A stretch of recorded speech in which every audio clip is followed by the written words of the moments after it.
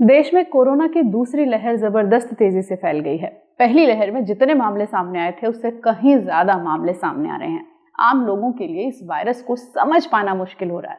अभी तक हमें ये जानकारी थी कि कई देशों में वायरस का नया स्ट्रेन आया है, यही कि भारत में एक स्ट्रेन है। एक यूके का स्ट्रेन भी भारत में देखने को मिला गया था, जिसके कई मामले पंजाब में सामने आए थे। इसके अलावा ब्राजील के म्यूटेंट के भी कुछ मामले सामने आए थे। वहीं साउथ अफ्रीका म्यूटेंट के मामले भी भारत में देखने को मिल रहे हैं। और अब एक नया शब्द सुनने को मिल रहा है, डबल म्यूटेशन। ये क्या है, इसके बारे में जानते हैं। करीब 14,000 जीनोम सीक्वेंसिंग के आधार पर डबल म्यूटेंट की जानकारी मिली है। जीनोम सीक्वेंसिंग के जरिए ये पता लगाया जाता है कि कौन सा वायरस सर्कुलेट कर रहा है। भारत WHO के क्राइटेरिया के मुताबिक जीनोम सीक्वेंसिंग कर रहा है। मामले बढ़ने के पीछे म्यूटेंट यानी कि डबल म्यूटेंट की भूमिका को अहम माना जा रहा है, पर साथ ही ये भी नहीं कहा जा सकता कि ये जो मामले बढ़ने की वजह है, इसके पीछे 100% वजह ये डबल म्यूटेंट ही है। दिल्ली में इस वायरस का मिला जुला सीक्वेंस देखने को मिल रहा है। दिल्ली में यूके वेरिएंट भी है और डबल म्यूटेंट के मामले भी सामने आ रहे हैं। वहीं पंजाब में 80% यूके वेरिएंट के मामले देखे गए हैं, तो महाराष्ट्र में करीब 60% मामले डबल म्यूटेशन के हैं।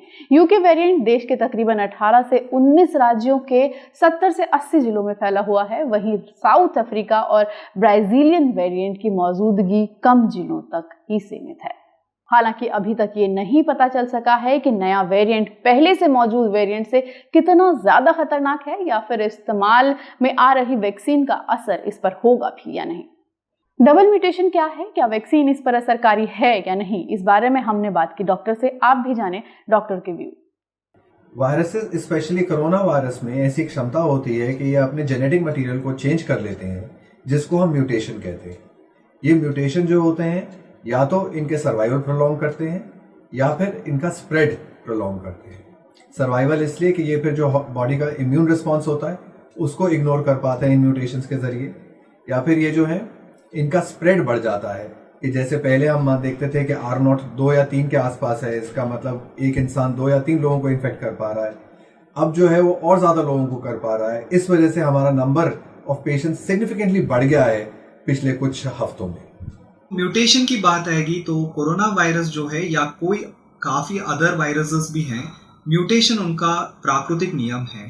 जब भी वो काफ़ी सारे होस्ट या फिर बॉडीज़ में या शरीर में जाते हैं तो उनका प्राकृतिक नियम है कि वो थोड़ा सा अपने आप में बदलावट लेके आते हैं ताकि उस होस्ट में या उस शरीर में वो अडेप्ट कर सकें।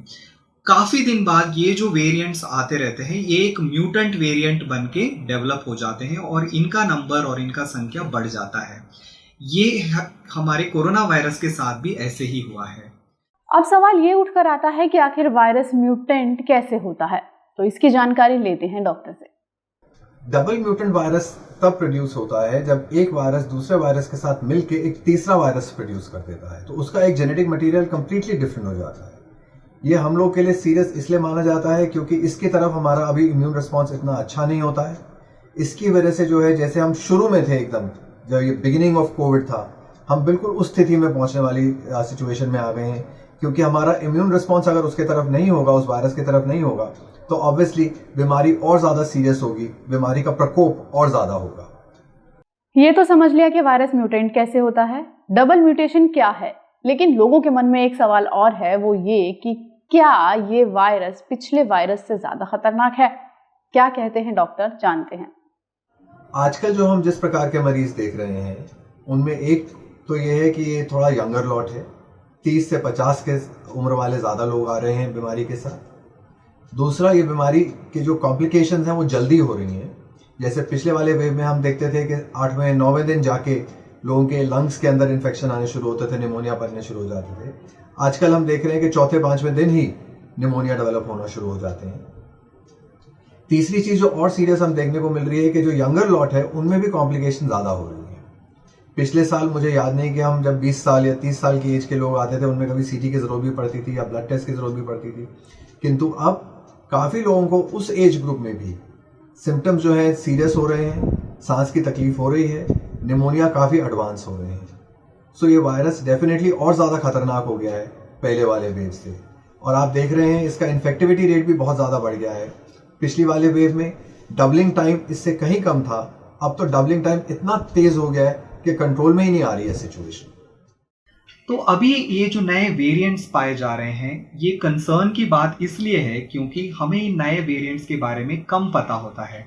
ये नए वेरिएंट्स ज़्यादा इन्फेक्टिविटी पैदा कर सकते हैं, एक लोगों से दूसरे लोगों पे ज़्यादा फैल सकते हैं।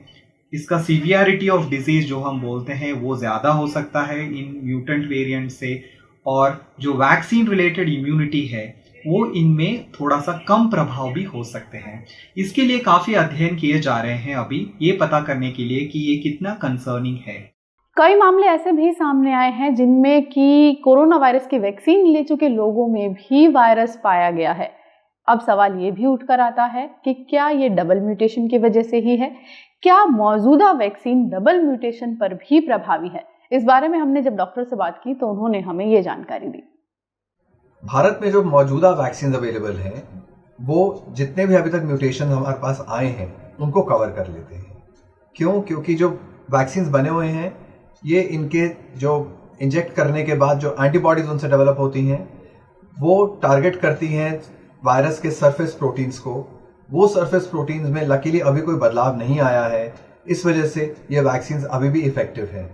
और पर अगर ऐसे ही म्यूटेशन चलती रही और एक ऐसा वायरस क्रिएट हो गया सो प्रॉब्ली फिर हमें भी एक ऐसी टेक्नोलॉजी डेवलप करनी पड़ेगी कि टाइम टू टाइम हमें अपने वैक्सीन्स की भी जो जेनेटिक मेकअप है उसको टाइम टू टाइम चेंज करते रहना पड़ेगा। वायरस के कई वेरिएंट के बारे में बात की जा रही है। यूके वेरिएंट है, साउथ अफ्रीकन वेरिएंट है, ब्राजीलियन वेरिएंट है। भारत में मौजूद कौन कौन से वेरिएंट खतरनाक हो सकते हैं, या भारत में कौन कौन से वेरिएंट इस वायरस के मौजूद हैं, इस बारे में भी हमने डॉक्टर से जानकारी ली। भारत में 3 प्रकार के वेरिएंट्स अभी पाए जा रहे हैं, British variant, south African variant और ब्राजीलियन वेरिएंट। जो सबसे ज़्यादा कॉमन है वो ब्रिटिश या यूके स्ट्रेन है। हमने भी कुछ पेशेंट्स देखे थे जो यूके स्ट्रेन के साथ आए थे, उनको ट्रीट किया था, लाकिली वो सब अच्छे होके गए हमारे यहाँ से। यूके वाला जो स्ट्रेन है वो प्रीडोमिनेंटली दिल्ली, पंजाब, महाराष्ट्र में पाया जा रहा है, जबकि साउथ अफ्रीकन स्ट्रेन और ब्राजीलियन स्ट्रेन ये माना जाता है कि कुछ डिस्ट्रिक्ट्स में ही है, ज़्यादा फैला हुआ नहीं है। कोरोना वायरस से जुड़ी और अपडेट्स के लिए हमारे चैनल से जुड़े रहें। हमारे चैनल को लाइक और सब्सक्राइब करें और हाँ, बेल आइकन दबाना बिल्कुल भी ना भूलें।